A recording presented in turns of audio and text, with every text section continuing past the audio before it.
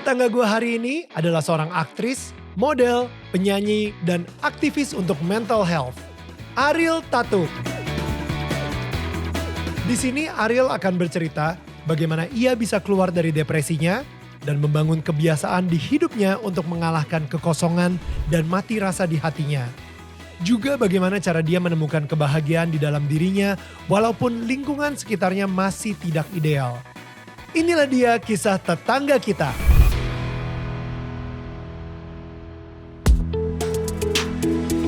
Hai, ini gua Daniel, tetangga kamu. Di sini gua akan ngobrol dengan tetangga gua tentang perjalanan hidup mereka dari kacamata spiritual di saat mereka mengalami situasi tidak pasti dan kekhawatiran, sampai bisa kembali bangkit menjadi orang yang lebih kuat dari sebelumnya. It's gonna be very exclusive and inspiring. Hey guys, what's up para tetangga-tetangga gue? Well, hari ini exciting banget dengan bintang tamu kita, dengan tetangga kita. Tapi sebelum itu gue pengen ingetin dulu kalau misalnya kalian suka banget sama acara Daniel Tetangga Kamu dan kalian pengen dapetin official merchandise-nya, check out our Tokopedia homepage di DMN Official Merch. Oke, search aja atau kalian bisa langsung ini ada QR code di sini, tinggal di foto and ini will take you to the page. Buset, gue gara-gara ada lo akhirnya jadi ngomongnya jaksel banget nih sekarang. Ariel Tatum everyone.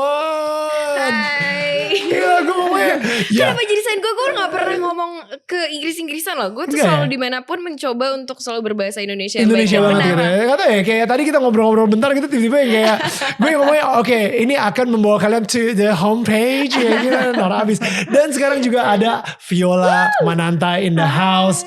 I know it's been a while. Yeah. It's been a while. Yeah. I wanted to try out this new sofa. Yeah. Actually. Yeah. Ini I semua, haven't been here since, the kita new ganti setup and set ya. everything. It's very comfy. Well done. Thank you. Viola yang ngedesain Ya, soalnya kan. Tapi yang pastinya di sini juga Ariel nih spesial banget nih karena ini pertama kali juga kita punya mikrofon 3 ya. Norak banget. Such an honor for me guys. Thank you so much for having me. Kita mulai YouTube channel ini pertamanya cuma nge-zoom, abis itu lama-lama punya set sendiri, abis itu punya mikrofon. Sekarang mikrofonnya 3 gitu. Jadi little kayak wins. little wins, little by little we grow gitu So kan. happy for you guys. But Ariel, kita ketemuan kemarin itu di Jakarta Fashion Week. Betul sekali. Yes. Akhirnya. Yeah. Kalau ketemu sama Kak Daniel tuh udah beberapa kali over the years ya. Cuma aku baru sekali dan akhirnya seneng banget bisa ketemu sama Kak Viola. Karena udah bertahun-tahun suka ngeliatin Instagram dia masak bersama anaknya. Akhirnya ketemu sama dia tuh sorry Kak, kamu agak-agak tergeser banget It's okay. gitu. Malam itu bener-bener It's okay. Viola gitu. Lu starstruck banget sama Starstruck. Viola. Aku Iya. bilang banget lagi sama dia kayak aku seneng banget akhirnya ketemu kamu. Thank you. I feel so special today. You are always special of course. Thank you. I love it so much karena actually real beberapa hari sebelumnya I don't know why within that week ya banyak banget yang kayak mau minta foto sama Viola. Ada juga ya kan ada beberapa abis itu Actually, that week was a funny right? week. Yeah. Serius? Iya, Yeah. serius. Di dalam 1 atau 2 minggu itu gitu. Jadi kayak kita lagi di restoran, ada satu meja ngomong ke teman kita, which is chefnya di situ. Daniel, Viola, sorry banget nih. Tapi ada tamu yang pengen minta foto. Oh iya, boleh. Enggak, sama Viola. That never happened. I mean, never before. So akhirnya gue kayak nge-videoin gitu kayak. Akhirnya gue nikah sama selebriti juga gitu kan.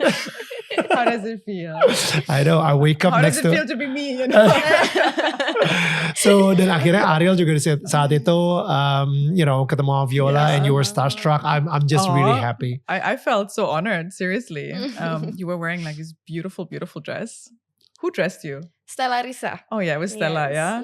So it was a fashion show of Rinaldi Yunarti, Stella Risa, and Yogi. Yogi, ya. Yogi, yeah. So Yeah. it was really nice to see you there. Really nice to see you. Yes. So we would dan setelah kita ketemu sama Ariel saat itu kita ngobrol and Viola ngeliat Instagramnya Ariel, dia bilang, "Wow, what is this? Let's end the shame." Yes. Yeah. Yes, this is this is part of my heart. Viola bilang seperti itu gitu kayak, wah ini bener banget nih karena kita ngerasa Indonesia ini gak tahu kenapa budaya shame ini seperti sekali ya. mengikat gitu. Yes. Jadi kita melakukan sesuatu karena takut akan malu. Yes. You know, contoh ya, ada anak kecil, dia nangis. Yang namanya anak kecil nangis itu normal banget.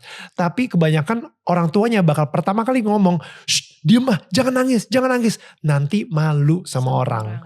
Right? Sehingga anak itu jadinya surprised banget. Dia surprised banget kalau misalnya dia nangis, gak boleh dikeluarkan ekspresinya karena nanti malu sama orang.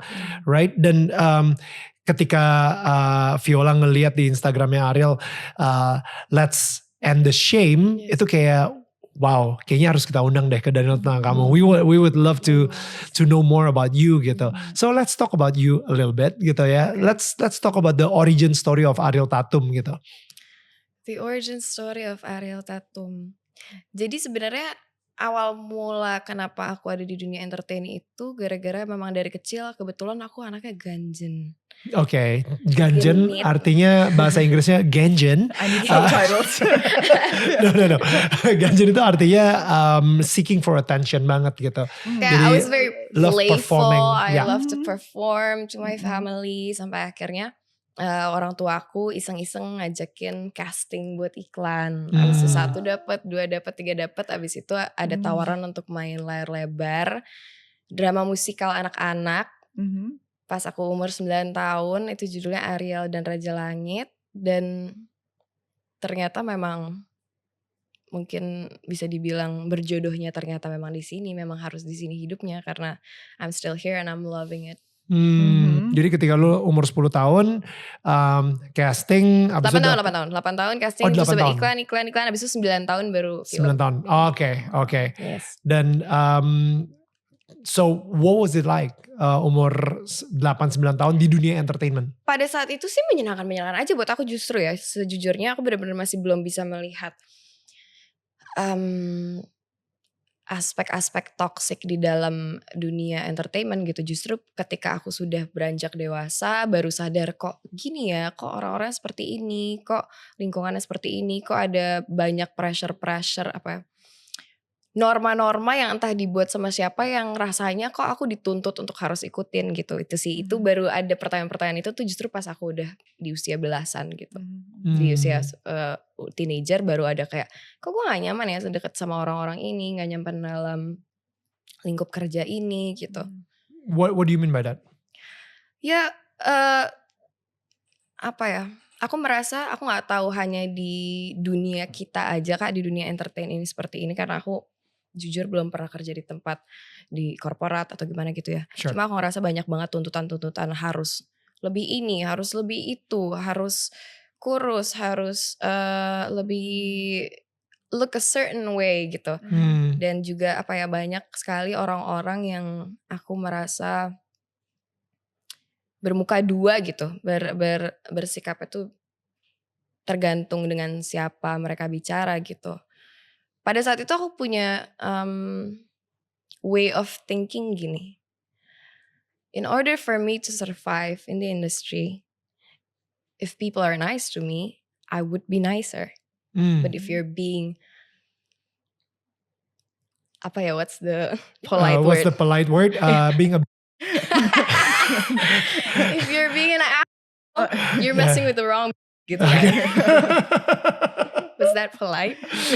Polite enough ya. Dulu aku punya mentality yang seperti itu. Aku ngerasa aku harus punya mentality seperti itu biar aku bisa survive, gak ikutan, gak waras gitu ya.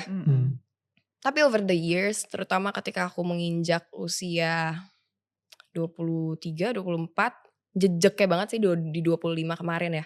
Aku baru sadar bahwa kalau aku mau jadi orang baik, ini jawabannya kok aku jadi panjang banget ya? Belum sampai situ ya? It's fine. Aku habis itu mencoba untuk ganti mentality aku bahwa oke, gue mau jadi apa sih? Gue mau jadi orang baik yang memang baik. Gue mau hati gue gak mau diisi dengan kebencian, gue gak mau diisi dengan kesel, gak mau diisi dengan dengki dan iri dan kesel ketika aku kerja. Aku gak mau merasakan itu. Oh berarti apa yang bisa gue ubah ketika sekitar gue gak bisa gue ubah? Yang bisa gue ubah adalah how I see those things. That's good. How I react. Jadi abis itu aku memutuskan ya udah, I just wanna be a nice, kind, and decent person. Jadi apapun itu yang orang lakukan, lo mau jahat, lo mau baik, lo gak akan bisa mendefinisikan gue sebagai manusia gitu. Because Wow. I define myself Wow. and I wanna be a kind person. Jadi apapun itu yang lo lakukan, I'm gonna give you my heart and I'm gonna be kind. Wow. Because that's who I am. That's brave. Wow. That's brave. Yeah. Wow, that's so good though. Karena misalnya gitu ya, kayak di luar sana banyak orang yang misalnya ngomong Daniel tuh kayak gini gitu ya. Tapi itu it doesn't get under my skin, right? Because I know who I am. Istri gue tahu gue siapa, anak-anak gue tahu gue itu siapa, dan orang-orang yang nggak kenal gue justru mereka ngejudge gue based on other things, dan mereka cuman kayak ya, tapi untungnya kita punya boundaries untuk mengetahui kita ini sebenarnya siapa diri kita sebenarnya gitu kan. You know who you are gitu. It doesn't affect us akhirnya gitu ya. Alhamdulillahnya seperti itu ya. Aku dari dulu selalu punya salah satu quotes yang aku selalu pegang teguh di hidup aku ya. Those who matter don't mind, and those who mind don't matter. Wow. Itu aku selalu mencoba untuk berpegang teguh dengan itu sih. Karena benar kamu bilang, eventually kita tapi harus tahu dulu sih menurut aku Kak. Banyak orang yang masih bingung, menurut aku bukan karena mereka nggak tahu apa yang mereka bukan karena gimana, tapi karena mereka kurang paham betul siapa mereka dan apa mau mereka gitu. Aku rasa masih banyak orang-orang di Indonesia yang masih sangat terdampak oleh omongan orang, opini orang, karena mereka masih belum tahu dengan Jati dirinya jelas mereka. kayak gue nih siapa dan gue mau apa gitu. Right. Karena mungkin kita I don't know about you, cuma kalau misalnya aku selalu ngerasa gue mau bahagia, gue mau hidup seneng, gue gak tahu besok gue mati, gue masih hidup apa enggak, jadi might as well live right now at the moment sekarang yang bikin gue happy. Jadi ketika orang lain mau ngomong apa tentang aku tahu yang penting gue bahagia, gue gak mau nyakitin orang, gue gak mau susahin hidup orang, gue happy, orang-orang sekitar gue tahu gue happy, and that's what matters to me. Masalahnya definisi bahagia bagi beberapa orang adalah ketika orang-orang suka sama dia. Yes, itu makanya. Semua orang suka sama dia, akhirnya itu adalah definisi bahagianya dia. Tapi that's not life. Ideally deh, secara ideal iya semua orang suka sama lu dan lu bahagia. Tapi sedih banget sih ketika lu menaruh kebahagiaan lu di tangan orang lain. Dimana pendapat orang lain itu akan menentukan apakah lu adalah orang bahagia atau enggak gitu. Yes. What's your thought on that?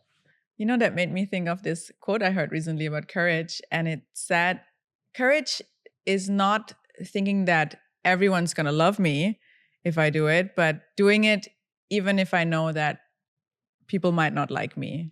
Yeah, that's something to learn. I feel like I might not have grown up in the entertainment industry, but just going to high school in Germany, it was pretty tough for me. And I remember I put on all these walls. So I mean, I was bullied and, it was really tough going to school every day. And when I was, I think I was 17 when my best friend decided to, start gossiping about me and going against me. And then everyone turned against me, like in my entire level, And then I remember I became really tough and I became really cold. Yes. And I carried that with me for so many years until I realized, that's actually not me. I actually want to be this really kind person, right? Because I'm a kind person. I love to be, I love to be happy. I love to be joyful around other people. I like to be kind. And so I had to learn to let go of those walls and be okay if I was vulnerable. And I would have to be okay if I'm kind to people and I get hurt, And it's really hard to grow up and mature and let go of all those things that we've put up as teenagers or going to high school or, growing up in entertainment, I guess, It's tougher. It's like another level, So it must have been really tough, but it's something to grow up and let go of those patterns, those survival skills that we put on, and now they don't serve us anymore. Those survival skills actually, they limit us in our personality and who we really are, right? So letting them go is really, really healthy and really necessary. Aku setuju banget sih. Well, first of all, I'm so sorry that you have to go through that. And I'm really proud of where you are right now in life. You finally deciding to be kind. Let everyone be. Cuma maksud aku kayak nggak bisa sih dibilang entertainment industry lebih parah atau gimana, karena kayak everyone's journey are different and personal and unique gitu. Maksudnya it must have been very tough for you as well growing up di sana gitu loh. Well, I think for almost everyone going through high school years is tough, Yes, of because course. children are just not nice to each other. They have to learn it first, course. right? Iya, And kan those mereka teenage masih years so developing. ugly. Yeah, like preteens and teens, they're so ugly. Our daughter now is 10, and in her class, like some are 11. And man, those kids are nasty to each other. Serius? And yeah, I mean, they don't mean it. They don't know better, right? Mhm. So we can see how they deal with each other. And it's just part of growing up and figuring out how to live and survive with each other. Yeah. Yeah. Jadi lu sendiri kan bilang barusan kayak ketika lu umur 25, lu akhirnya ngerti jati diri lu siapa. Yes. Dan lu bisa ngerasa kayak, nope, you know what, no matter what people say, gue tahu siapa diri gue, you know your personality dan lain-lain gitu kan. Nah berarti journey-nya dari umur 13 tersebut sampai umur 25 gitu ya, having that menemukan jati diri itu yang lumayan menarik banget nih. Nah, what is borderline personality disorder? Bisa dijelasin nggak? Apa sih arti dari what does it mean? Jadi borderline personality disorder itu adalah gangguan kejiwaan yang bukan hanya mood disorder tapi juga personality disorder. Kenapa dia namanya borderline? Karena dia memang mencakup dua-duanya. Kayak bipolar itu No, it's mirip? different. No, it's different. It's a whole lot of different things. Okay. Cuma sebenarnya aku baru dapat diagnosa tersebut ketika aku umur 17 tahun, 18 tahun gitu. Aku agak lupa ya. Okay. Karena sempat ada internal battle juga tentang do I really wanna label myself that way. Dulu tuh aku kayak gue gak mau. Pokoknya I just wanna feel better, I just wanna be better. Gue gak mau tahu apa itu diagnosanya. Pokoknya I feel this and that and this and that. Kasih tahu aja gue harus ngapain gitu. Right. Sampai akhirnya aku ngerasa bahwa ternyata aku butuh tahu diagnosanya, sehingga aku tahu ketika gejala-gejalanya datang, di mana, di batas mana gejala-gejala itu datang yang sudah gak wajar dan harus aku atasi gitu. Karena BPD itu gejalanya agak nyaru. Mood swingsnya ekstrim tapi nggak tahu batasnya di mana. Terus the empty feelings itu ekstrim tapi nggak tahu juga batasnya di mana. Karena pada saat itu aku kan masih teenager, masih puber.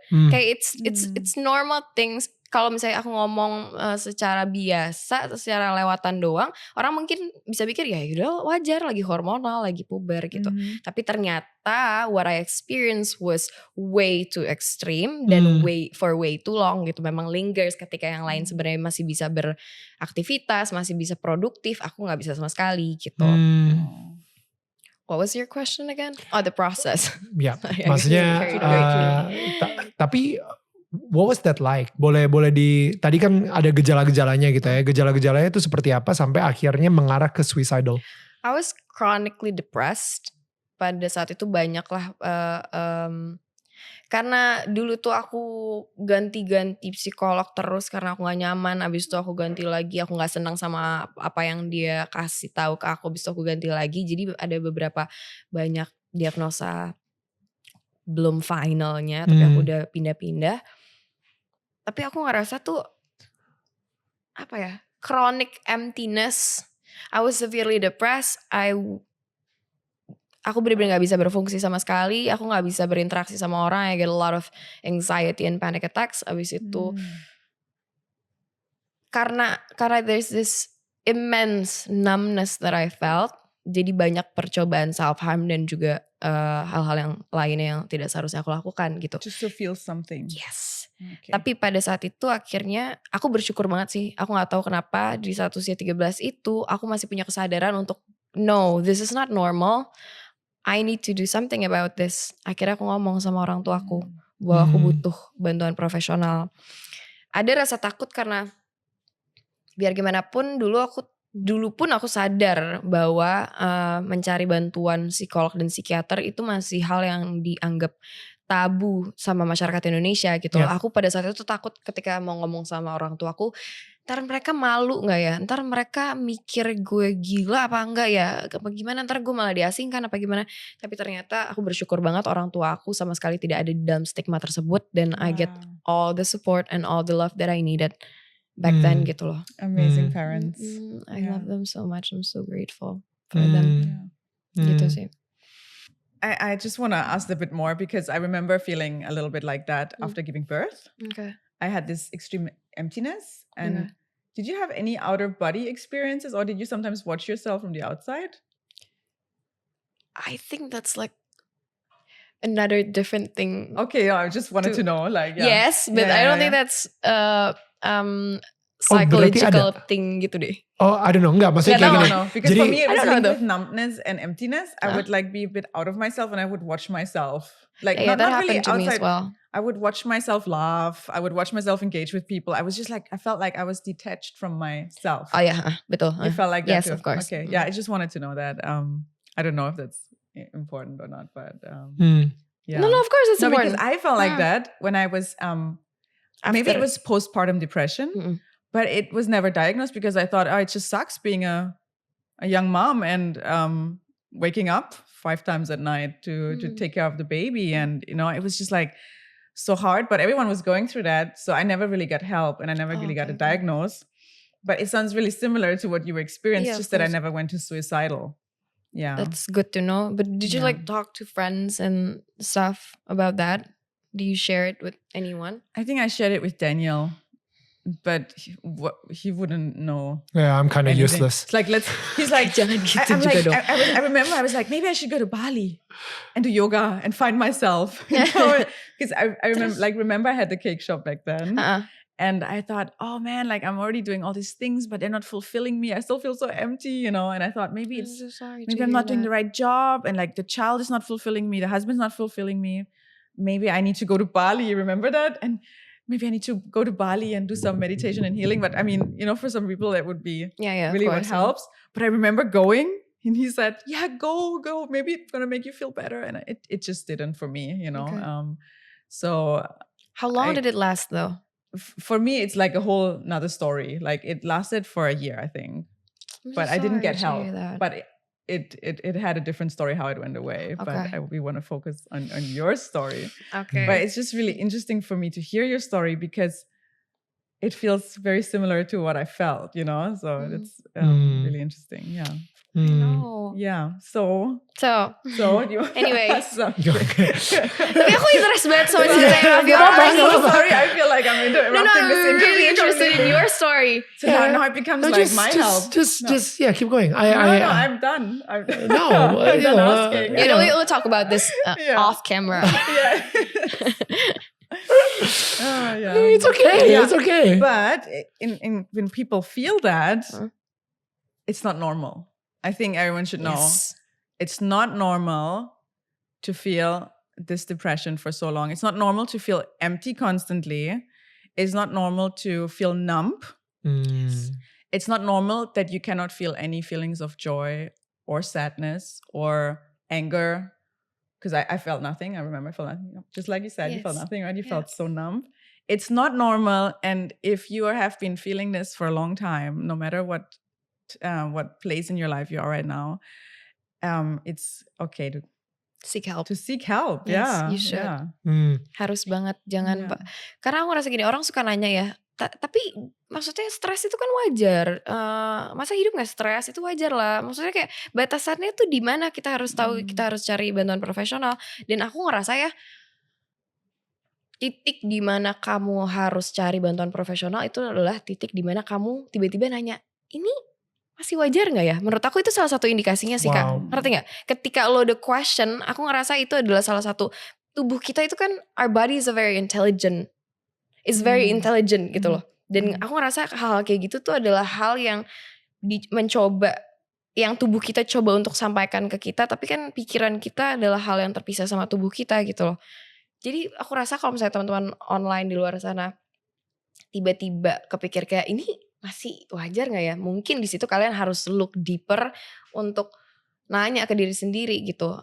Udah terganggu apa enggak produktivitasnya, udah keganggu kerjanya, udah gak bisa fokus kah ketika diajak ngobrol sama orang, atau Right. memang itu udah terlalu berkepanjangan. Karena menurutku stres itu memang ada yang baik dan ada yang buruk kan. Stres yang baik itu adalah stres yang memotivasi kita untuk melakukan sesuatu, untuk kayak Yeah. apa To become better mendapatkan, do atau, better yeah. untuk kayak memaksimalkan potensi. Tapi kalau misalnya stresor tersebut udah bikin kita jadi paralyzed dan nggak bisa tidur atau kebanyakan tidur atau jadi nggak makan atau jadi makannya tambah banyak gitu, itu udah itu mungkin udah waktunya kalian cari bantuan profesional sih gitu. That's so good.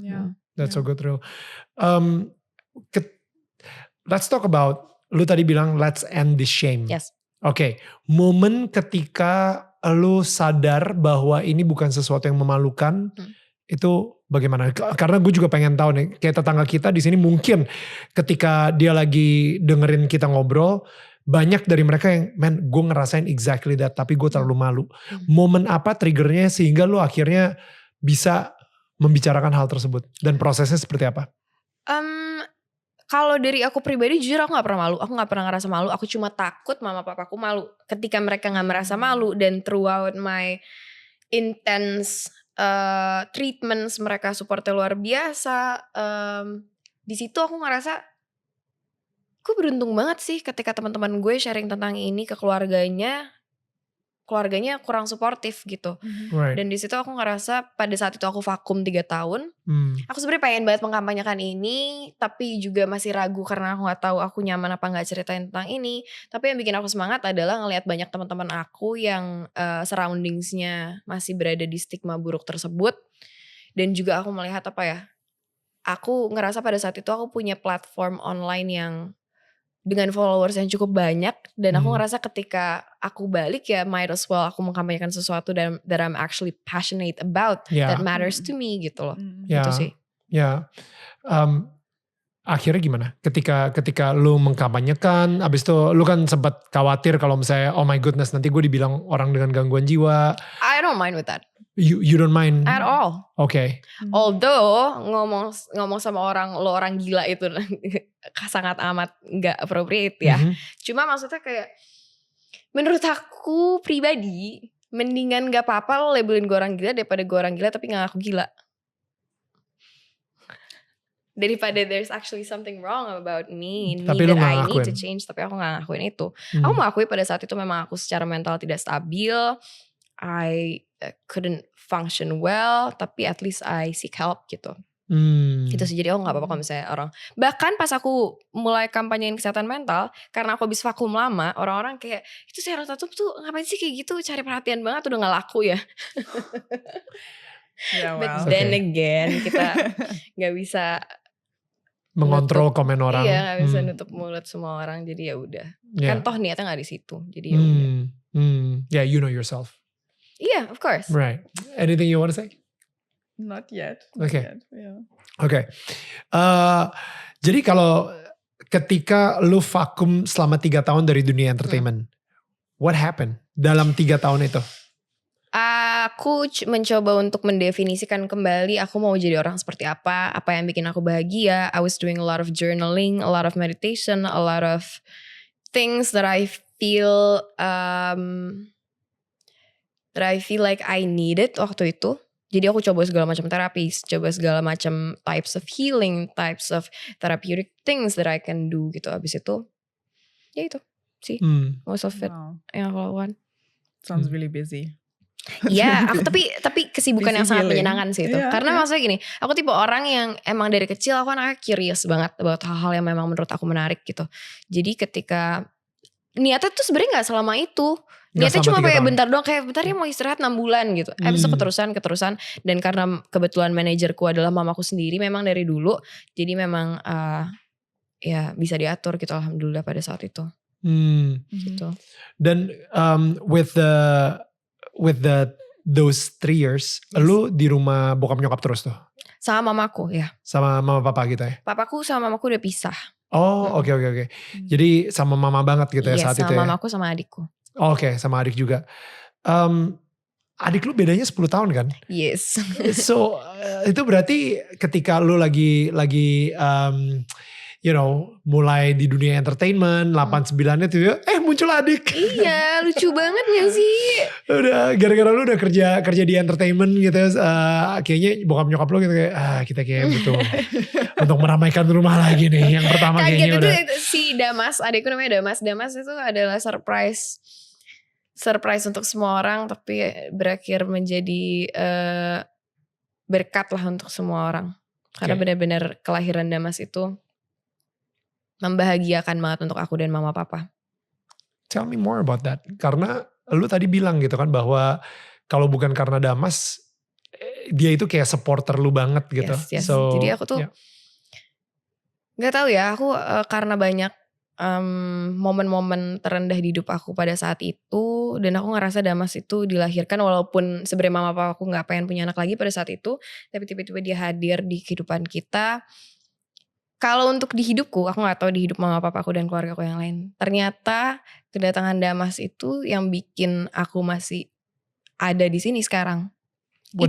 Waktu itu tuh aku sempat mikir ya, tapi ini a good enough reason to stay alive gak ya, ketika gue depend my life on someone else to survive, untuk tetap hidup gitu. Karena pada saat itu aku ngerasa kayak gue gak mau lagi ada di sini gitu. But then I think about him. Wow. But then I think about how sad he would be if I'm not around his life anymore. Karena kayak kita sedekat itu dari kecil. Aku sesayang itu sama dia walaupun kita kayak Tom and Jerry. Tapi kayak benar-benar we can't live without each other. Jadi pada saat itu tuh aku ngerasa aku gak mau hidup lagi buat aku. But I would want to stay alive for him. Jadi pada saat itu aku ngerasa oke, gue mau hidup buat dia. Tapi kalau misalnya ternyata gak tahu ya Kak, aku tuh ngerasa sorry agak muter-muter. Harusnya seperti yang tadi kamu bilang, harusnya our happiness, apalagi hidup kita gak boleh kita kasih ke orang lain gitu. Jadi pada saat itu aku ngerasa kayak ini gak apa-apa gak ya? Kayaknya gak boleh deh gue mau hidup cuma karena dia doang gitu. But then I realize bahwa memang terkadang kita butuh percikan-percikan tersebut, sehingga api itu bisa nyala kembali gitu.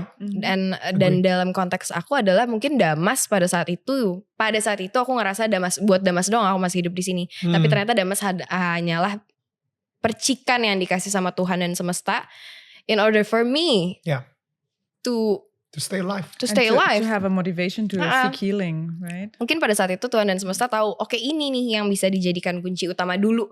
Sebelum mungkin ternyata seiring jalannya waktu aku punya alasan-alasan lagi kenapa aku masih mau hidup di dunia ini gitu. That's so good. Iya, jadi itu kayak gue ngerasa Tuhan sayang banget sama Ariel. Jadi akhirnya dikasih deh Damas. Orang tuh kayak wait. Dan tapi at the same time akhirnya mungkin sekarang ini pun juga Damas juga bangga banget kali dia bisa ngelihat Ariel seperti ini sekarang. Karena dia juga banyak ngelihat momen-momen terendah di hidup aku. Dia ngelihat sendiri dengan mata kepala dia, dan dia ngelihat sendiri segala proses aku mencapai di titik ini sekarang dalam hidup gitu. Jadi benar-benar, apalagi sekarang dia udah besar kan, dia kelas 2 SMA.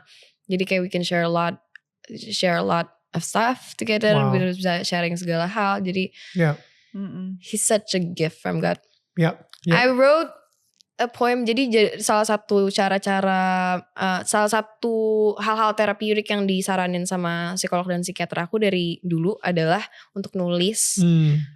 Kan aku main musik, untuk buat lagu, pokoknya emosi-emosi tersebut harus dikeluarkan ke situ kan, karena memang sukanya tertariknya ke seni gitu. Aku pernah bikin puisi, prosa, dan juga lagu untuk Damas yang sampai sekarang gak aku rilis. Aku banyak banget gak rilis, emang gak pengen. Tapi judulnya Anugerah Terindah di Hidupku.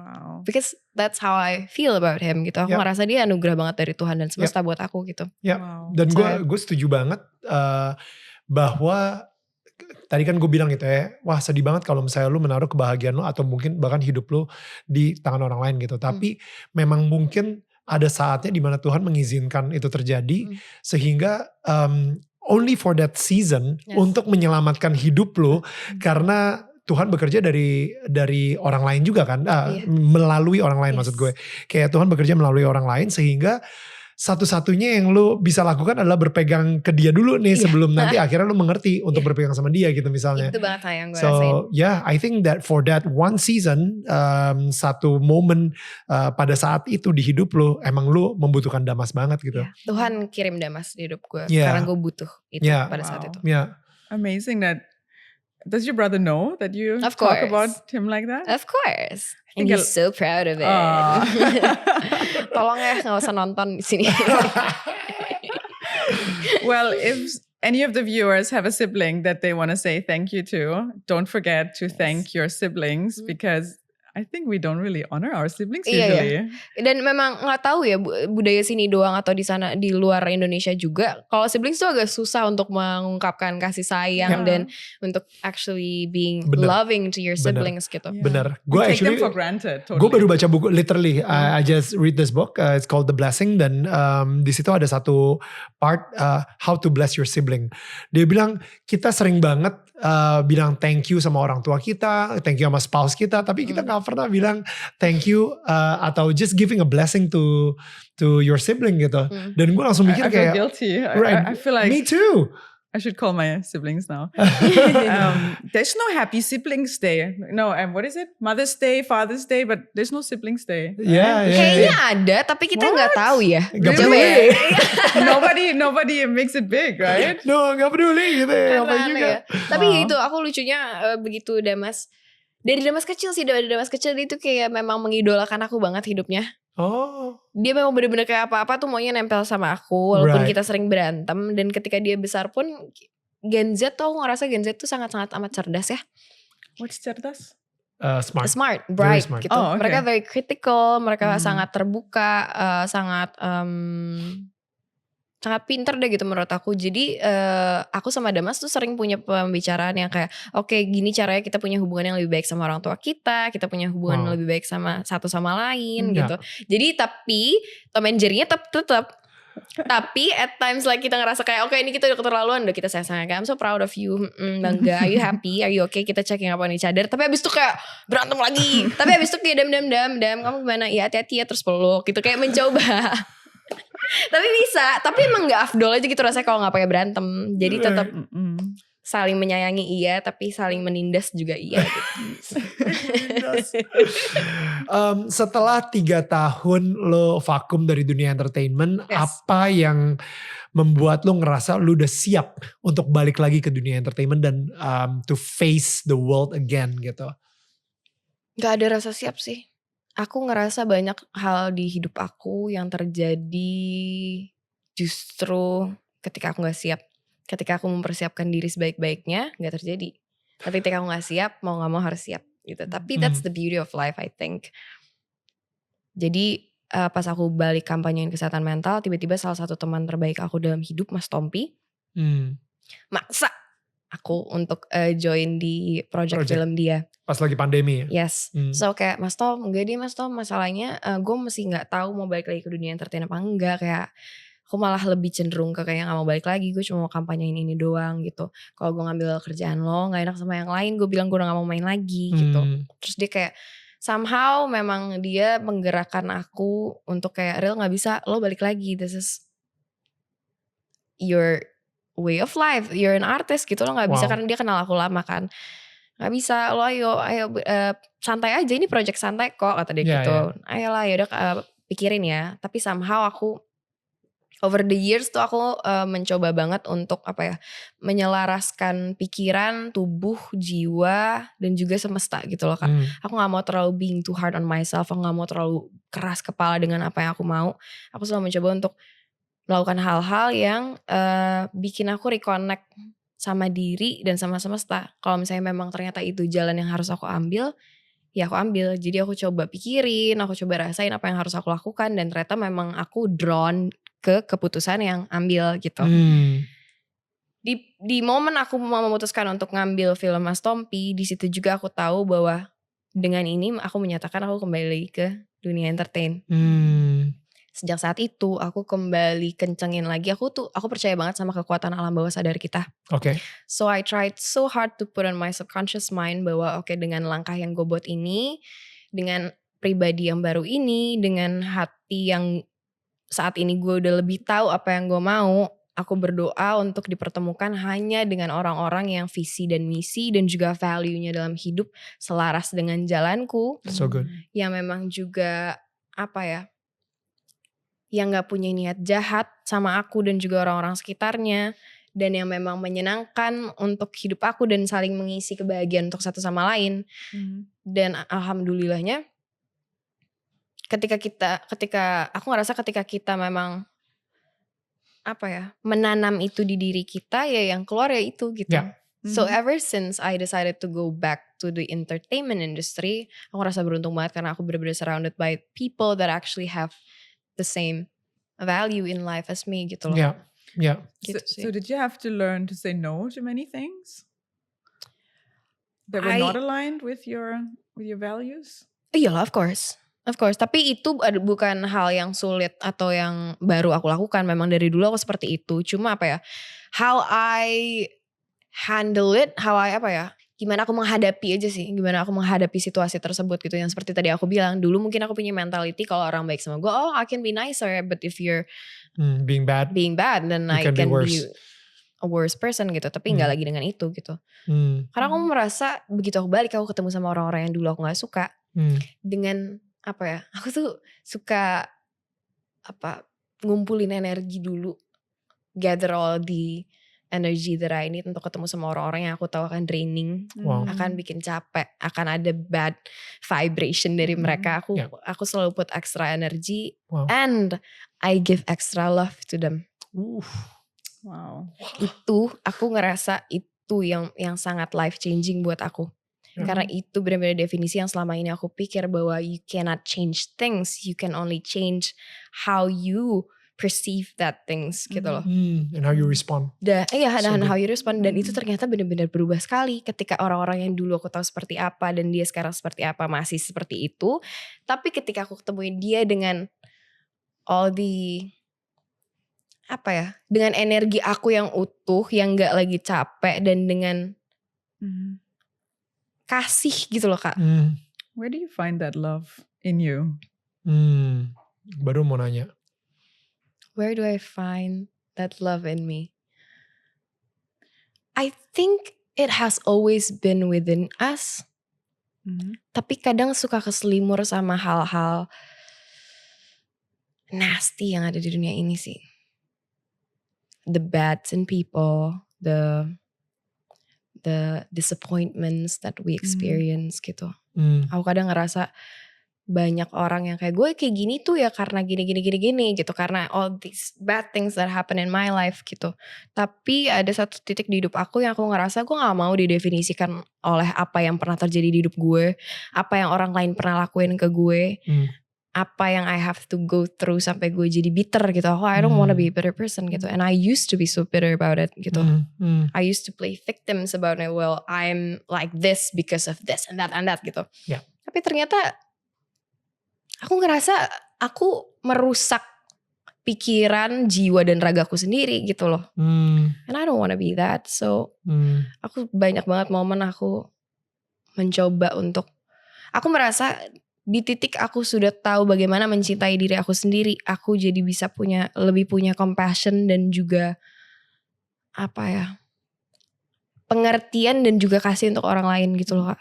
Masuk akal gak? Yeah, it's such a powerful thing actually once you realize that you're not a victim and that you actually have influence over other people. Yeah, and you by have showing them love. Yes. Yeah. And everyone can choose that actually in whatever situation, especially when we're faced with difficult people that we're afraid of almost, that they're going to ruin our day or they're going to ruin our work time on set, you know, because you have to spend so many weeks with them on set or something, and it makes you feel like, you know, like how am I going to handle this for so long, right? Because they give such a bad vibe. It's amazing to know that your vibe can change other people, right? Yeah, betul banget. As long as you choose to love them, even though they don't deserve it.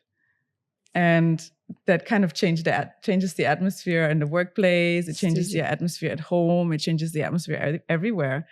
And you actually have the power to do that if you choose love. Karena aku selalu ngerasa cinta itu harus selalu menang sih. Karena memang seharusnya cinta selalu menang gitu loh.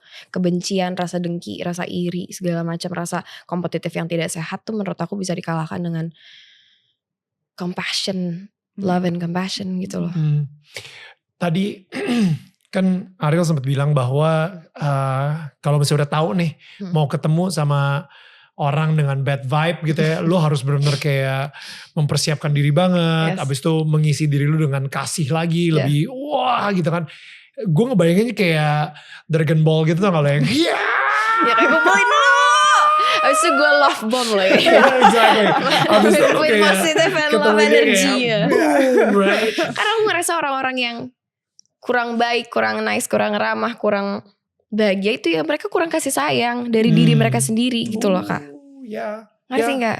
Jadi kayak here let me give some to you gitu loh.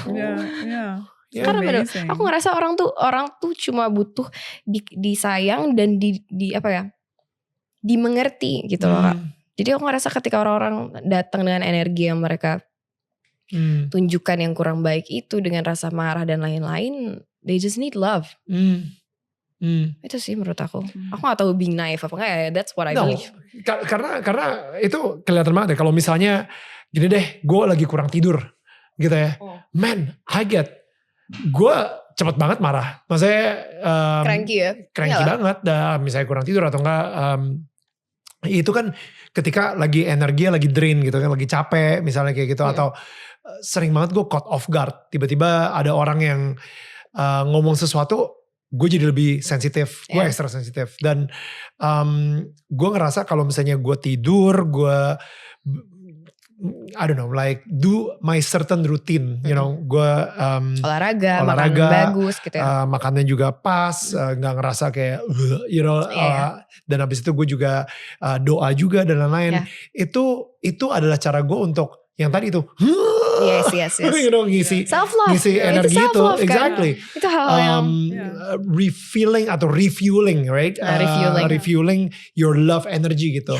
Nah, your love tank gitu kan. Love tank, I like that. Lu sendiri, how do you refill that love tank di dalam diri lu gitu? Oh banyak banget sih. Itu kayak hal-hal yang setelah bertahun-tahun baru dapetin formulasinya. Formulasi menurut aku kayak that's part of my spiritual routine. In a way. Karena menurutku yang tadi aku bilang, menurutku penting untuk kita menjaga keselarasan pikiran, tubuh, dan juga jiwa beserta semesta alam gitu. Salah satu yang aku lakukan adalah dengan meditasi yang utuh ya. Meditasi bukan cuma diem doang, meditasi yang utuh. Dengan satu menurut aku yang penting aku harus tahu dulu nih gue mau kayak gimana. Oh gue mau surrender sama memang apa yang sudah jadi takdir buat gue. Bukan berarti jadi pasrah sama keadaan ya. Apa tuh bedanya? Menurut aku ketika, nah itu trikinya, tapi aku ngerasa seru banget untuk dilakukan adalah ketika aku mencoba untuk selalu connect sama tubuh aku, sama pikiran aku, sama jiwa. Di situ aku ngerasa kita dikasih tahu kok sama semesta kita harus kemana. Wow. Tapi kita harus surrender ketika yang diarahin itu bukan arah yang kita inginkan. Tapi yang bukan kita inginkan itu selalu apa yang kita butuhkan. So I always said to myself, lead me wherever it is because I know that's where I need to go. That's where I need to be. Itu yang susah. Karena just baru kayak awal tahun kemarin adalah beberapa situasi, kondisi di mana aku kayak enggak mau tapi aduh gini gitu. Contoh, come on. Dari tadi itu kayaknya kita nggak ada contoh. Gak ada gitu. contoh yang konkret gitu ya. Exactly, contoh. What happened? Kayak lu disuruh ngapain gitu sampai lu kayak aduh jangan dong, tapi I have to do it anyway. Terus ya, gue cari contoh kasus yang lain. Yeah. A little one. Yang mau gue ngomongin terlalu personal. Ya misalnya ngambil kerjaan tertentu gitu. Mas Tompi deh yang ngambil kerjaan Mas Tompi. Segimanapun gue kayak, gue gak mau. Masalahnya gue gak mau berurusan sama orang-orang seperti itu lagi. Gue I don't have the energy and stuff gitu. Tapi ketika aku meditasi, ketika aku beneran coba mendengar apa yang diri aku ya, bukan pikiran aku. Diri tubuh aku mau apa dan di mana aku ngerasa lebih drawn itu ya keputusannya adalah diambil gitu. Pada saat itu kayak ya udah deh terserah deh. Ya udah doa aja gitu kan. Tapi ternyata ketika aku melangkah memang aku dilindungi gitu. Kayak gitu-gitu contohnya. Ya, itu artinya berserah kepada Tuhan gitu ya. Pada apa yang memang sudah dipilih untuk menjadi jalan kita di hidup ini gitu. Bukan pasrah berarti kayak pada keadaan. Ya udah deh gitu, kayak nggak mau usaha gitu, nggak gitu juga. And it doesn't mean you're just giving into people. You actually connect with God, and then you give into Him, to whatever He says is good for you. Tuhan semesta alam dan seisi bumi, aku percaya banget sih 3 hal itu selalu mengiringi kita ke tujuan, ke langkah-langkah yang bisa mencapai tujuan hidup kita di sini gitu. Itu aku percaya banget Kak. Oke, kalau misalnya Viola sendiri, how do you feel your love tank? Yeah, it's pretty similar to you actually. I also realized that I need to sleep 9 hours every night in order to, be stable emotionally. And I have my little me time in the morning after the kids go to school, and I sit and I usually read the Bible, and then I sometimes sing worship songs. But what I actually do mostly is after I read the Bible. No, first, before I read the Bible, I'm like, God, what do you want to tell me today, right? And I read the Bible, and I sit. And I wait, and you call it probably meditation, right? And I wait and hear. I just really listen, right? And I'm not getting distracted. I don't try to think about, today I have to do this, or what are the kids doing right now, or I wonder if Daniel is blah blah blah. No, you really just sit and you wait for God or for whoever you think is gonna answer you, right? Like you wait for the answer, and you wait for a chat, basically, a chat inside, and like a conversation, and that fills me spiritually, right? But then there are things that fill me when, for example, a person has emotionally drained me. It's really good to call my best friend, or I send her a voice message. Even that already helps me. Even I haven't heard her voice, but I send her a voice message. That already helps me. Or I meet a friend and a friend who I know that when I just talk to her and I think of her, it already refills me emotionally, right? So there are different ways. Or sometimes I need to refill my creative tank that is connected with my love tank, right? Like I need to be stimulated creatively. So I will knit, or I will sew something, or I will create something, I will cook, and it refills me creatively. Or I'm surrounded by people who are creative, and that refills me creatively. And there's so many different ways of getting refilled, like in energy. And I feel energy and love are really closely related. I don't really see the line where I can't really keep it apart, you know? And so yeah, we need to learn, like, first I needed to learn what kind of energy is drained, right? Like, what is it? My physical energy, is my mental energy, my creative energy, my spiritual energy. Yes. There's so many levels of how you could be tired. And getting a massage when you're just emotionally drained might just not be the thing, right? Like, it might physically help me, but it will not emotionally help me. So everyone has different ways to refill the different energies. And if I actually take care of it, and I don't just spend, and I'm not conscious about if I'm getting refilled on different levels, then I mean, if I do that, then I just much more able to love my kids, choose my mood. I can choose my reactions instead of become a better wife. Instead of reactions, instead of reacting, I respond. I'm more proactive. Oke, bentar. Ada itu apa bedanya reaksi sama respon? Well, when you're in a good state emotionally, or in energy wise, or love tank, then when someone, like, let's say my kids are saying something unloving to me, or they behave in a certain way, I won't snap at them straight away. Itu react. That would be a reaction. Itu reaksi. Yeah, I would snap at them. But actually I can see, like, I'm irritated by how they are right now. And now I'm going to be like, kids, we need to talk, and I can make a pause. Yeah. And I can say, okay, we need to talk. And this is what you've been doing. And I think we shouldn't be like that. Or I don't think it's something that our family stands for. Let's please not be like that, right?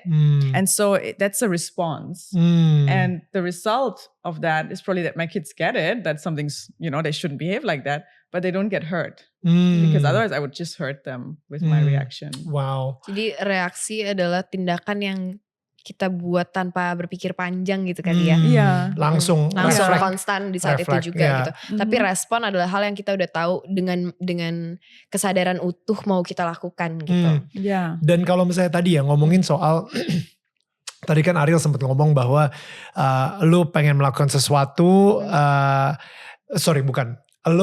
lu kayaknya nih ada suara di hati lu yang bilang lu harusnya ngelakuin sesuatu dan lu yang gak mau, tapi ini adalah yang terbaik. This is exactly what you need, even though lu ngerasa aduh gue gak mau. Ini yang Viola rasain banget. Mungkin contohnya sama Viola juga, dimana dia sebenarnya gak suka banget ngelakuin syuting seperti ini. Dia gak suka banget di depan kamera. Tapi I was actually surprised dulu, kenapa tiba-tiba kamu. Berarti masih tahun lalu kan tiba-tiba ini kalian. baru tahun lalu, exactly. Yeah, I saw and I was like, wow, tapi aku belum sempet nonton series kalian itu yang ada Journey to beberapa Love atau enggak yang ngobrolan kita. You wanna share something about it? Oh, wow, I have too much. Karena dia gak mau banget. Iya, makanya aku sampai penasaran. sekarang ini di Instagramnya pun udah mulai posting-posting di Lolagian gitu ya, tentang and this is That's really new, yeah. out of your comfort zone banget. It's so out of my comfort zone. I feel like I have things in my heart that I should actually share, and I feel like I have certain perspectives that would be beneficial to others, and I have to share them. But if I keep them to myself, I'm actually keeping it from the world, and nobody can benefit from it, right? So I would actually feel really guilty about that, and I've never been comfortable in front of camera. At least after, I think when I was actually younger, I loved doing theater, and I was actually okay being on stage. But there's a lot of things happen, like during high school, where I was getting really hurt, and I really draw back. Even though before I was like, I was okay being on stage, I was okay being in a spotlight, but then I was like, it can hurt. So I really withdrew, and then it was so easy, like hiding behind Daniel. Being married to him, he's always in the spotlight, so I can hide it. And whatever message I have, I just channel through him. He can be the microphone. And so there was a time where I realized, like, there's so many things I'm afraid of, and I don't want to be afraid anymore, because there might be a lot of joy in doing the things that I'm afraid of. Right? For example, driving a motorbike, surfing. What? That's so cool. And or speaking being in front of the camera and actually sharing the things that are on my heart, right? And so over the past few years, I've actually tackled one fear after another on purpose.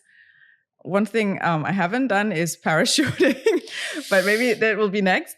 But yeah, the fear of speaking in front of the camera and being exposed in a way, that was one of the things. And so it started during COVID that just before it actually, that I would say yes when someone asked me to speak for something or share something, and then I kind of told myself, and I actually told God, I'm like, okay, if you bring any opportunity to me where you want me to speak, I'm going to say yes, even if I don't feel like it. And so there were like little things coming to me. I mean, Viola, can you speak on this women's Zoom group? And I'm like, okay. And it was like in the comfort of my own home. And then the next thing would be something bigger. And then it would be on stage in church where I feel comfortable, but a small church, and it would be little things. And more I would grow. And then it would be friends asking me to do a YouTube show with them. And then, so bit by bit, it became more and more comfortable, but I had to face the fear always like a little bit at a time. Until at some point I'm like, hi, camera. You know how it is. You don't even, you're aware of it, but it doesn't frighten you. Yeah, it doesn't bother you. And you actually know that it's not, I know it's not about myself. It's about, if I have something to share and to give, I will do it.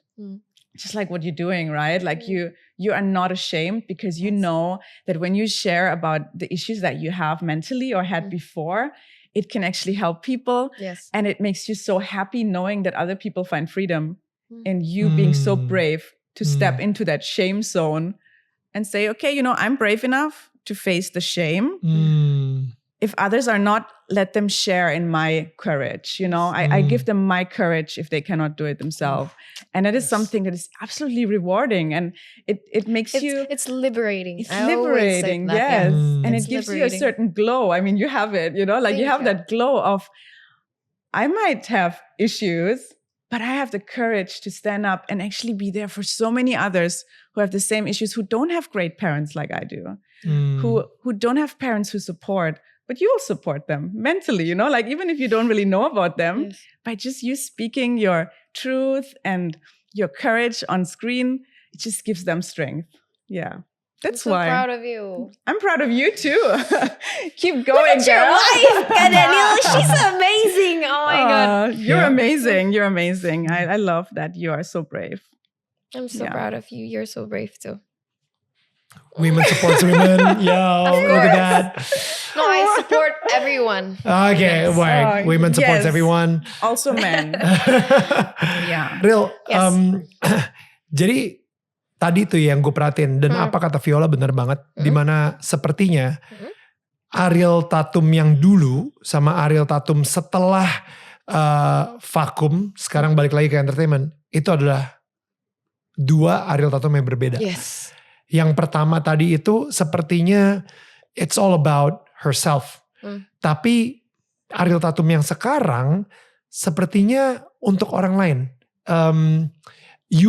Lu ada di dunia entertainment udah bukan lagi untuk mengambil ketenaran, tapi untuk memberi, membagikan atau to serve, membagikan courage, membagikan keberanian bagi orang-orang yang mungkin melewati masalah di mirip seperti itu. Lu boleh ceritain sedikit gak? Like is that true? Like what I'm saying?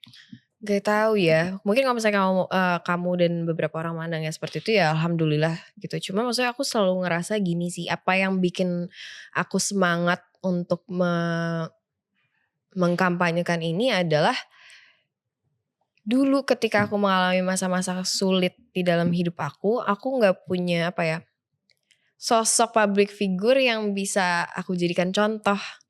So Gak ada. Aku ngerasa gak punya teman. I felt alone ketika aku sharing sama teman-teman aku beberapa, karena aku juga dari dulu introvert banget karena I don't have much friends sampai sekarang gitu. Dan gak banyak juga yang gak ada bahkan yang bisa relate gitu loh. Jadi aku semangat sih mencoba menjadi pribadi yang lebih baik. Cuma aku gak ngerasa punya teman gitu. Aku ngerasa sendirian melalui perjalanan ini gitu. Dan kenapa aku semangat banget? Karena aku tahu gimana rasanya gak punya siapapun. Bukan gak punya siapapun dalam konteks gak ada yang support ya. Aku punya keluarga. Aku ngerti rasanya ngerasa gak ada yang bisa relate. And I wouldn't want other people to feel that way. Kalau misalnya dengan aku sharing secara publik apa yang aku rasakan, what I went through. Dan bahkan sampai sekarang pun ketika orang-orang bilang, Ariel gimana rasanya sudah berhasil menerapkan self love dalam keseharian, aku selalu bilang bahwa ini bukan hal yang bisa kita sampai tujuan abis itu kita gak harus perjuangkan lagi gitu loh. Ini adalah proses kehidupan yang panjang dan selalu berubah-ubah dan harus selalu di-adjust. Aku selalu mencoba untuk selalu untuk mencoba jujur di Instagram aku tentang apa yang aku alami minggu ini. Kalau misalnya ada ternyata hal-hal yang tidak disangka-sangka, diduga-duga, hal-hal yang challenging lah itu terjadi, itu aku selalu mencoba untuk share, karena aku gak mau orang ngelihat Instagram aku cuma ngelihat yang seru-seru doang, yang happy-happy doang gitu loh. I want them to know that I'm being myself. I'm trying to be myself, walaupun aku gak bisa kasih mereka seutuhnya hidup aku, because I like to keep my personal life private. Cuma at least I want them to know that they're not alone ketika mereka ngerasakan hal-hal tersebut, ketika mereka ngerasa anxiety, ketika mereka ngerasa depresi. Dan ternyata bener yang tadi aku bilang, rasanya liberating ketika justru aku sharing sesuatu dan mereka, jadi followers aku tuh sering curhat sama aku juga di DM. Terus sekarang beberapa kita suka Zoom, suka serius? Iya. Zoom sama follower? Ada beberapa followers aku yang suka Zoom sama aku karena kayak memang beberapa masalah-masalah hidup mereka lumayan concerning buat aku, dan aku ngerasa di momen-momen tersebut urgent sekali, rasanya gak bisa kalau misalnya aku gak dengerin cerita mereka gitu.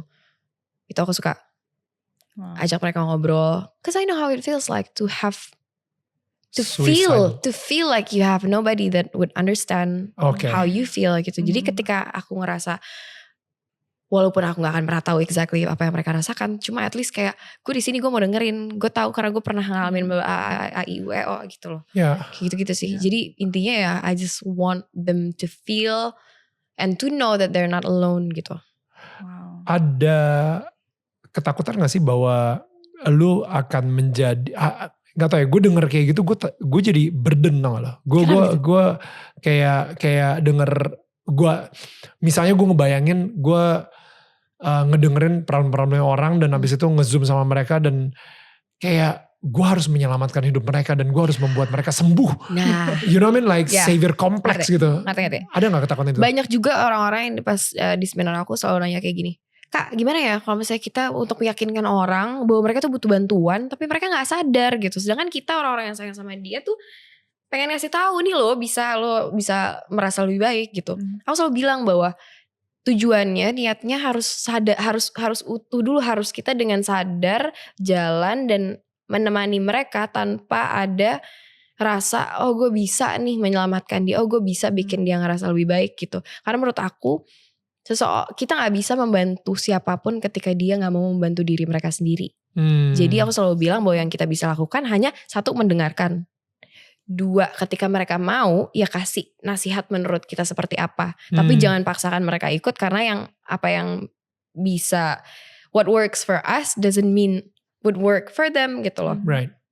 Gitu sih, aku sih mencoba untuk selalu bilang sama diri aku bahwa orang lain itu bukan tanggung jawab aku. Yang bisa aku lakukan hanya sekadar mendengarkan dan menjadi menjadi teman mereka gitu. Yeah. Karena terkadang Kak, aku ngerasa banyak orang dan aku juga sering merasakan bahwa yang kita butuhkan bukan saran, tapi cuma kuping untuk mendengarkan dan teman untuk duduk di sebelah kita gitu. Yeah. Wow. Gitu sih. Yeah. That's such a gift that you listen actually. To hear is a normal thing, but to listen takes courage. Gitu. Susah tuh. Hear sama listen bahasa Indonesia sama aja, dengar. Enggak, beda. Oh beda ya? Dengar itu bisa, semua orang bisa dengar, tapi tidak semua orang bisa mendengarkan. KBBI-nya beda.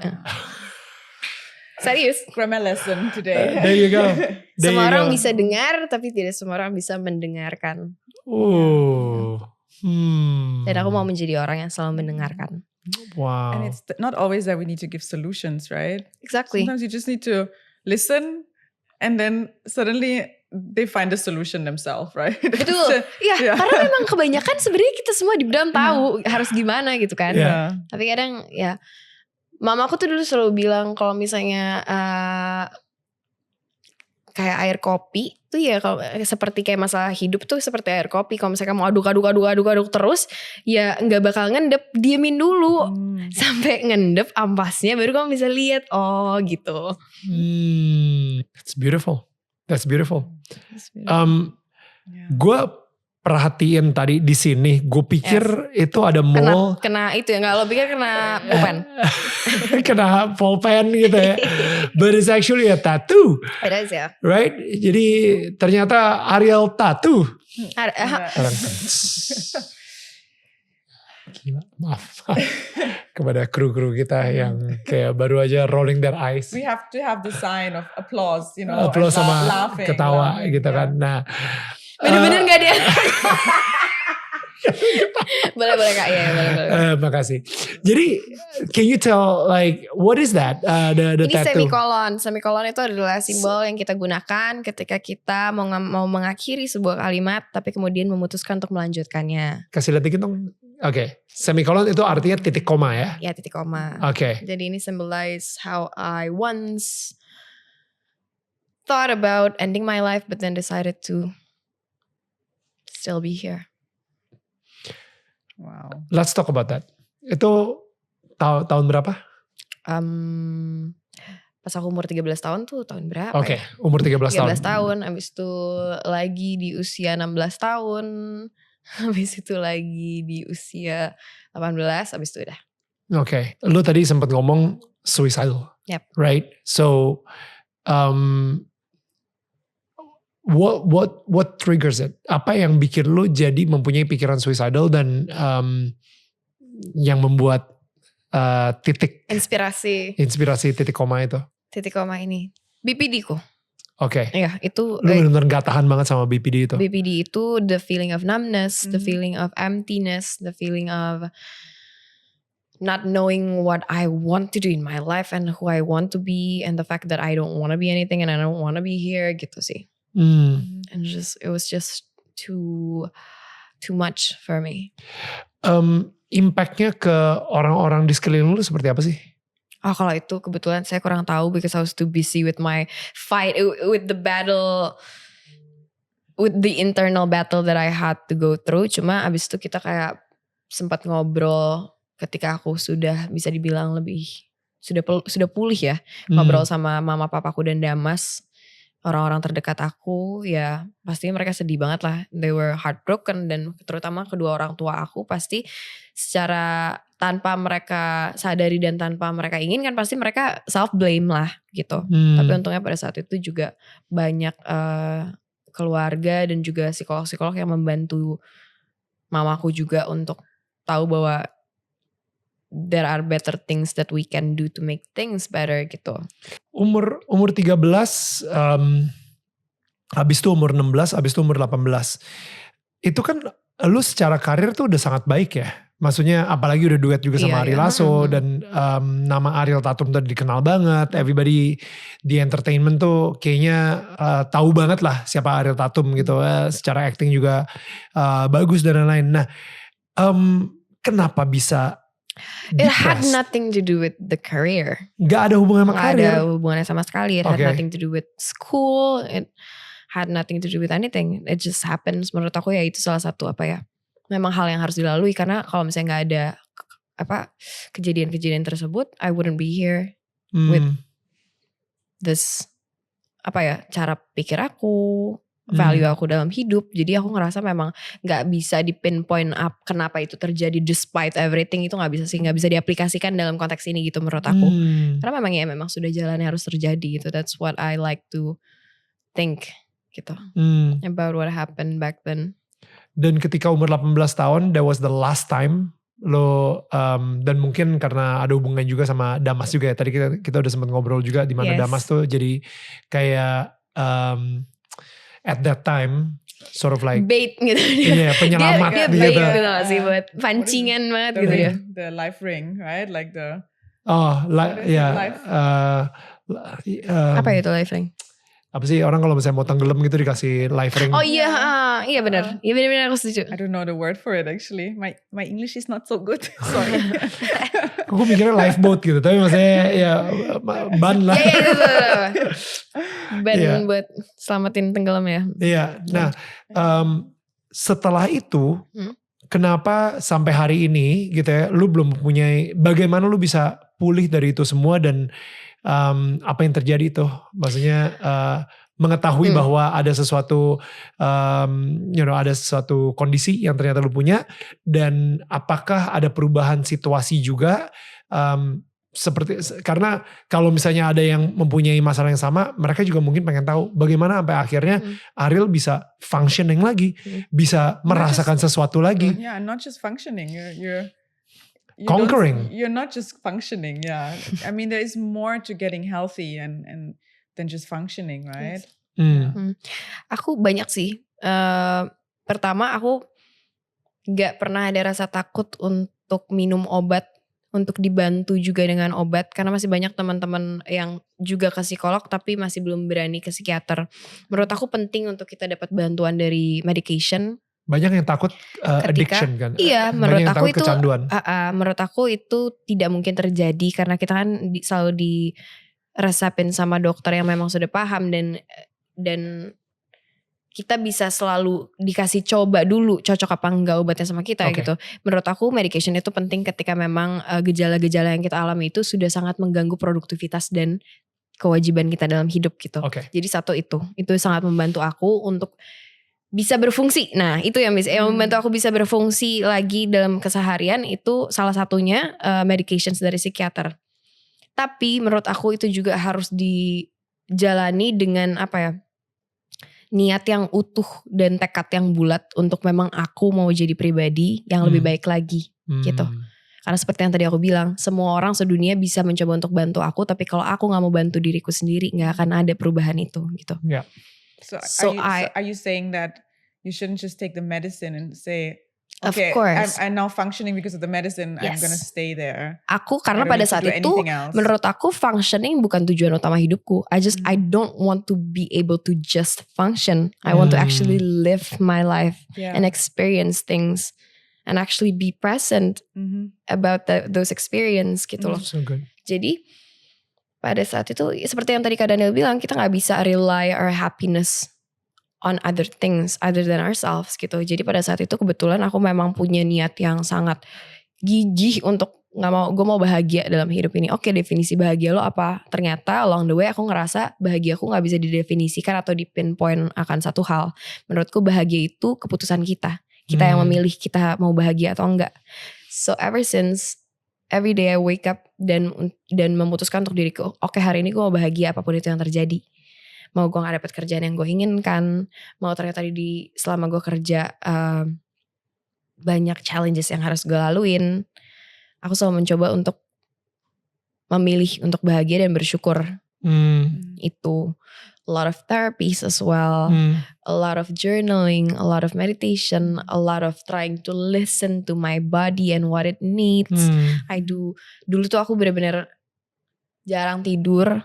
Ever since aku mencoba untuk get enough sleep, eat healthy foods, karena aku percaya makanan itu adalah obat untuk badan, untuk tubuh kita gitu. Aku mencoba untuk nourish my body very well, untuk olahraga yang rutin, be kind to myself. Jadi kalau kamu tanya apa aja yang aku lakukan, banyak sekali. Ini lu ngomongnya kayaknya cuman gak nyampe 2 menit gitu ya, lu menjelaskan gitu. Tapi ini lu lakuin tiap hari. Yes. Dan to survive gitu kan. Kayak karena, dan ini yang orang mungkin gak ngeh. Berarti selama 7 tahun terakhir, tiap hari lu ngelakuin dan lu membuat keputusan untuk gue makan harus yang sehat, gue harus olahraga, gue harus disiplin dalam tidur yang cukup, gue harus memilih untuk meditasi, gue harus memilih untuk tiap hari. Kita ngomongnya kayak oh ya gue begini, oh ya kayaknya gampang. Coba lu cobain sendiri, 5 hari aja udah capek gitu. You know what I mean? Tapi lu harus ngelakuinnya tiap hari dan selama 7 tahun. But you didn't start with all at once, right? Enggak dong, enggak. Itu gradually semua really aku. Impossible for someone itu who gak maybe mungkin. Itu gak mungkin. Jangan kamu buat ekspektasi seperti itu. Itu gradually, dan seperti yang aku selalu bilang, self love itu, bentuk self love nggak ada formulasi yang konkret yang bisa diaplikasikan ke semua orang. Itu kenapa aku selalu bilang langkah pertama yang bisa kita lakukan untuk practicing self love adalah kenalan dulu sama diri kita sendiri. Karena yang bikin aku happy belum tentu bikin Kak Daniel happy. Betul. Misalnya aku suka masak, ya orang yang gak suka masak kesel lah disuruh masak. Self love gimana masak ya, gak bisa lah kalau orang gak mau. Jadi itu satu menurutku, kita harus tahu dulu apa yang bikin kita happy, apa yang bikin kita ngerasa damai, apa yang bikin energi kita bisa refilled gitu. Itu dulu, karena dari situ kita bisa mulai tuh. Oke, berarti kalau misalnya gue senangnya sendiri, apa jenis-jenis terapi yang bisa gue lakukan? Gue bisa coba meditasi, gue bisa coba melukis, gue bisa coba apa. Tapi kalau misalnya ternyata lo gak tenang ketika sendiri, ya gak apa-apa juga gitu. That means you need lo gain energi dari surroundings lo juga. Jadi gak apa-apa, oke, cari group activity sama orang-orang terdekat lo gitu sih. Jadi menurut aku kalian harus tahu dulu apa yang bikin kalian pribadi happy. Itu abis itu aku coba bertahun-tahun cobain terapi A, I, U, E, O gitu. Sampai akhirnya ketemu formulasinya. Dan seperti yang tadi aku bilang, orang-orang suka nanya gitu, gimana rasanya udah bisa mengaplikasikan self love? Enggak, it's an ongoing process that I have to go through until the day I die. Gitu. It's easy to start, but the hard part is to maintain, to be consistent about it, gitu.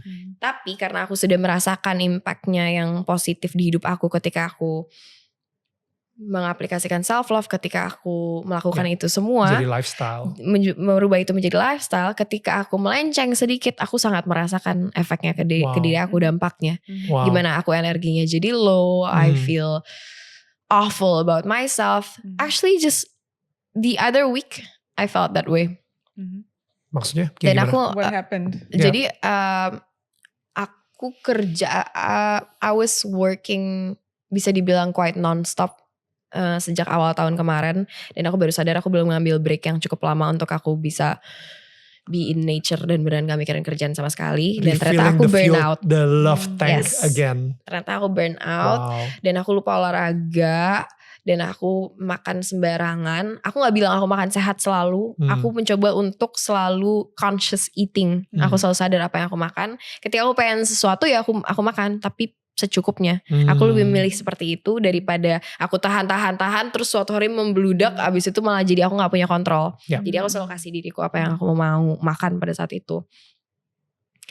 Tapi kemarin itu somehow seminggu aku ngaco banget. begitu tiba-tiba ada satu poin aku lagi fitting terus kayak I feel so shitty today. Dari sejak bangun gue gak tau kenapa gue cranky banget. Gue ngerasa gue out of shape, gue ngerasa badan gue gak enak, gak nyaman, berat. Dan ternyata bener I've been neglecting myself gitu. Jadi abis itu karena aku journaling, aku keep track of the things, the stressor yang ada di hidup aku. Apa hal-hal kecil yang bikin aku stres. Dan ketika burnout terjadi, apa hal-hal yang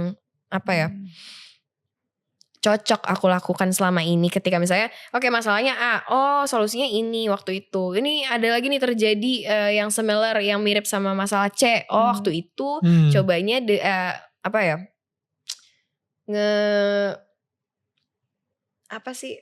menyiasati masalah tersebut dengan approach ini gitu. Tapi ternyata gak berhasil. Jadi aku udah punya listnya tuh.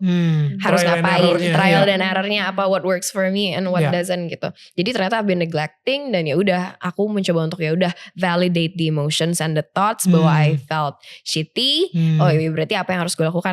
I need to get back on track. Gitu. Realign lagi. Yes. That's so good. Jadi itu selalu terjadi, itu part of the process gitu. Jadi menurutku hal-hal seperti ini tuh bukan sesuatu yang ada tujuan titik akhirnya gitu loh. It's part of life that you have to constantly do every day gitu.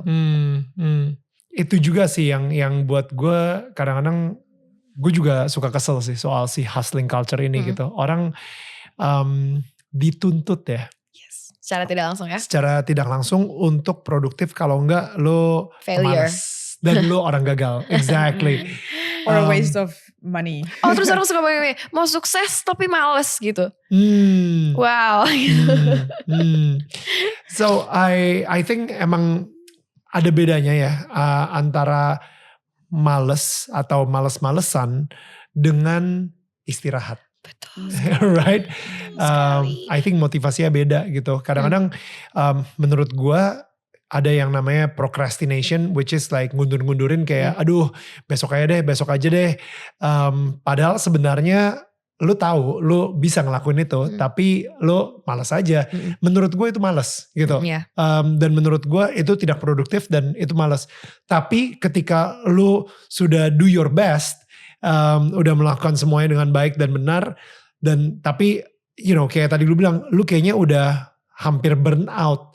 It's time to stop, to hit the break, dan lu beristirahat untuk satu hari. Kalau buat gue 1 hari, gue berusaha banget membiasakan Jumat sore sampai Sabtu sore nggak ngapa-ngapain. Nice. Enjoy apa yang udah telah gue bangun. Karena kita terlalu sering membangun sesuatu sampai kita lupa kapan kita menikmati apa yang udah kita bangun. Jadi gue membangun relationship gue dengan anak-anak gue dan gue nikmatin itu. Gue membangun relationship gue dengan Viola dan gue nikmatin. Kita setiap Sabtu, sering banget Sabtu siang, karena gue gak ngecek handphone, gue gak ngecek apa-apa. Sabtu itu gue akhirnya take a nap. Lucu banget. Happy for you. So good. This weekend was Sunday. You took a Sunday nap, I think, right? Did I? Yeah, oh yeah, Sunday nap. No, Saturday. No, Saturday nap. Oh yeah. Saturday nap. Saturday nap. Yeah, itu much needed sih.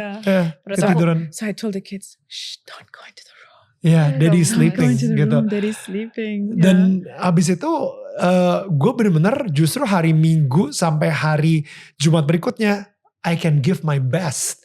Ketika gue restart, gue benar-benar semuanya full with my love tank, energy and everything. Gue benar-benar bisa restart banget gitu. Gue gak sensitif, gue secure, gue gak insecure.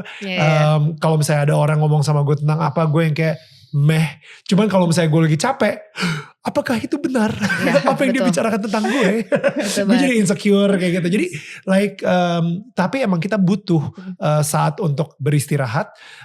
Dan beristirahat itu bukannya again malas-malesan, tapi beristirahat itu lo kayak apa ya? Ya lu nikmatin aja apa yang udah lu bangun gitu. Betul, setuju banget. Kalau gue Minggu.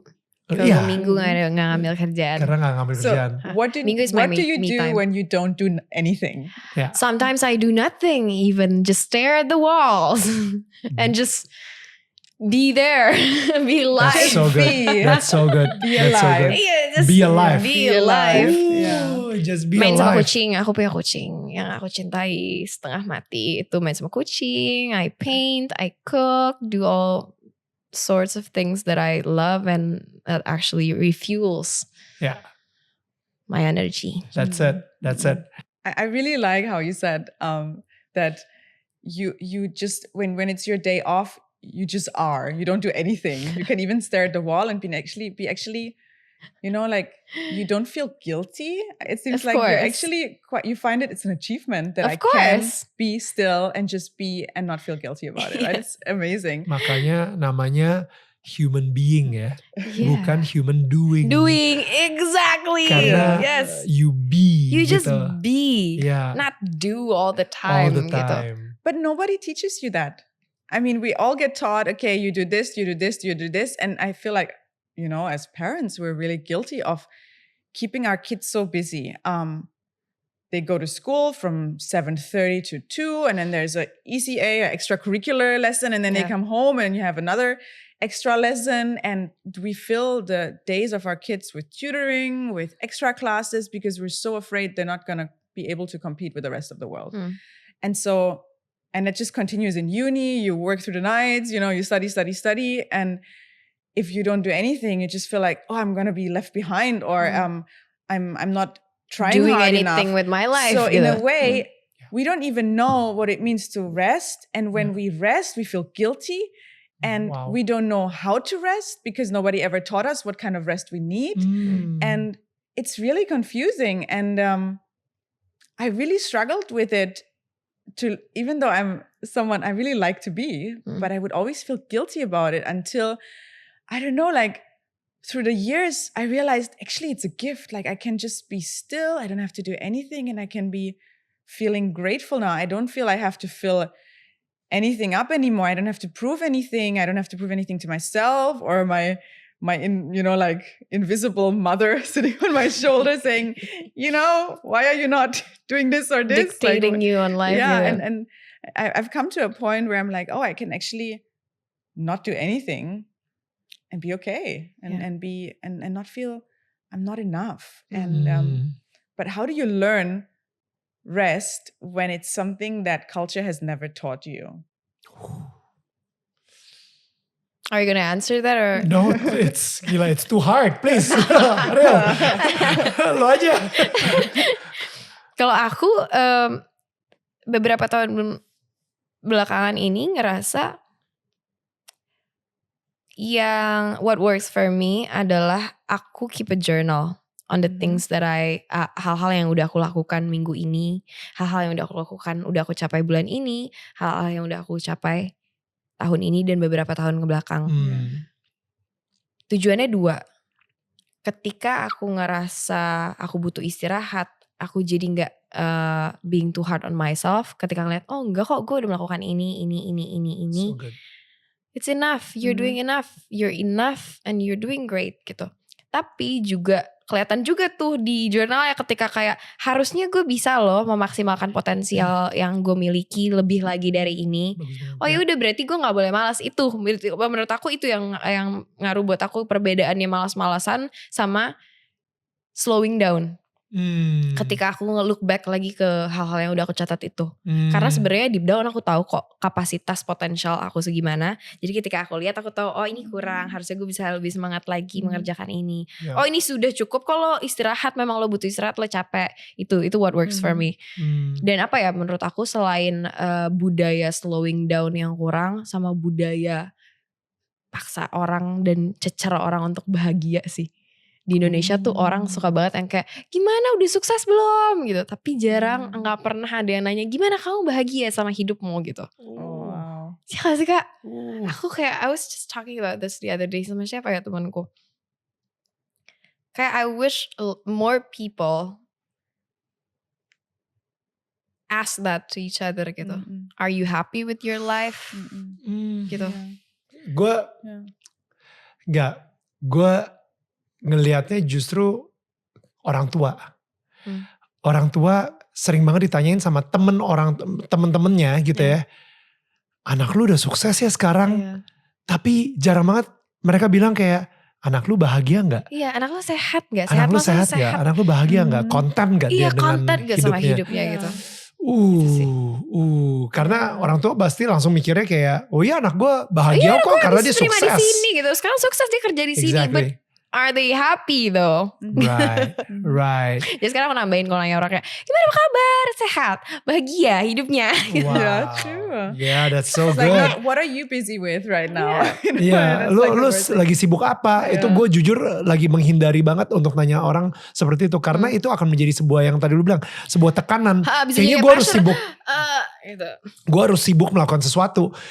Kalau misalnya gue nggak sibuk, gue kayaknya malas aja gitu. Kayak jawabannya, gue sebenarnya lagi nyantai-nyantai aja sih, nggak terlalu sibuk juga ngapa-ngapain. Aduh, langsung kayak ada condescending look gitu kan, Iya. meremehkan. Why are you not doing anything with your life gitu? Exactly.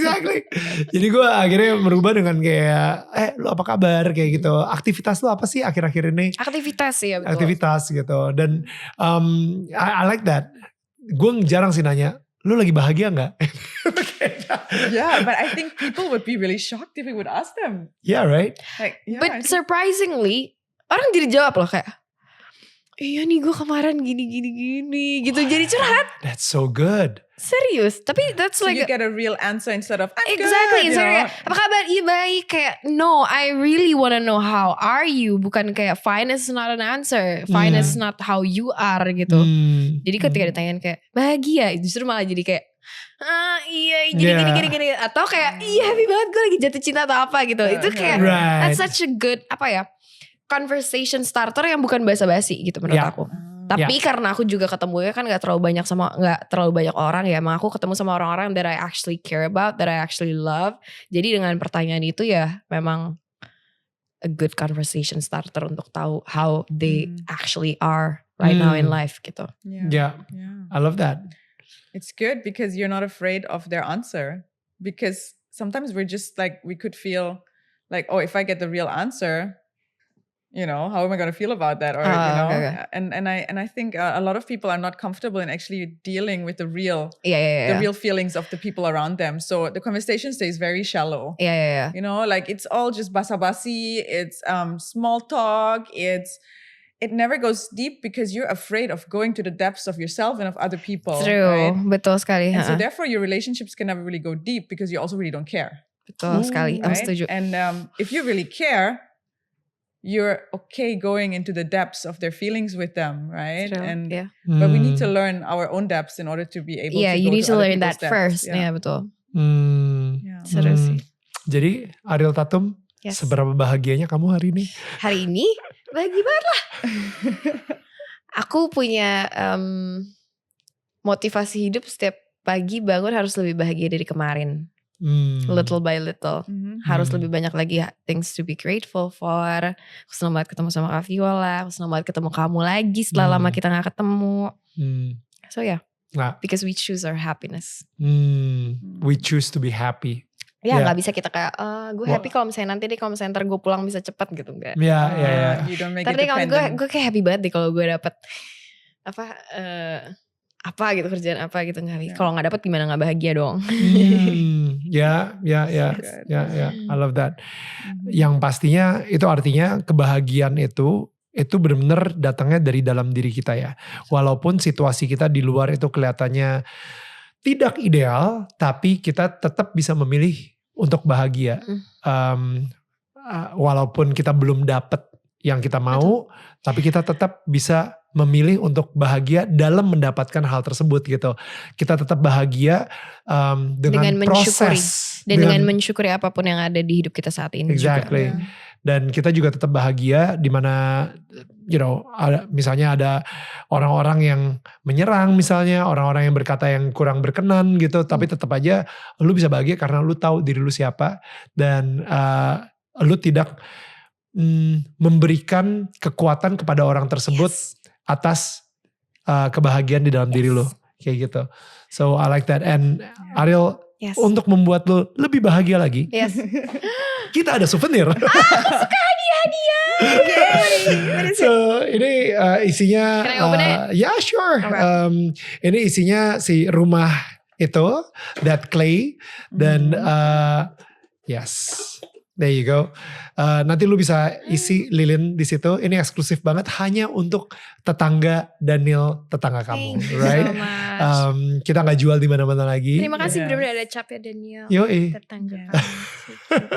Terima kasih ya. And Yeah, and we- basically kita ngerasa bahwa Ariel yang sudah reborn ini, itu gue ngerasa lu punya, kayak tadi Viola bilang, lu bersinar sih. Lu Terima kayak punya kasih. sebuah cahaya di dalam diri lu, sehingga rumah lu ini bisa bersinar menyinari rumah-rumah yang lainnya juga. Amin. You know, dan itu yang kita harapkan banget dari Iya, rumahnya as a reminder. bersinar. Exactly, Thank as a you. reminder. So thank you so much. Thank you so Thank you. much. Really. I'm so happy Yes. to be here Us with you too. guys. No, really, really happy that you were here today, and it's such a joy hearing your life story and the way you've dealt with things, and you chose not to be a victim, but you've actually, you've conquered, and you're giving hope to others, and Yeah. it's refreshing being in your presence, and I'm pretty Thank sure that you. all the viewers, they felt the same way. And, Yeah. Amin. Ya. Thank you. Ya. Yeah. Thank Itu you. dia. Dan kalau misalnya kalian sendiri kira-kira kenal seseorang atau tahu seseorang yang lagi menghadapi masalah seperti Ariel, please share this video, dan siapa tahu aja ini benar-benar bisa merubah hidup mereka menjadi lebih baik lagi. Atau Amin. mungkin dengan lu nge-share video ini, lu baru aja menyelamatkan hidup seseorang. Alright, so guys, thank you banget karena tetangga saling menyangga bukan menyanggah. I'll see you guys again next week. Bye.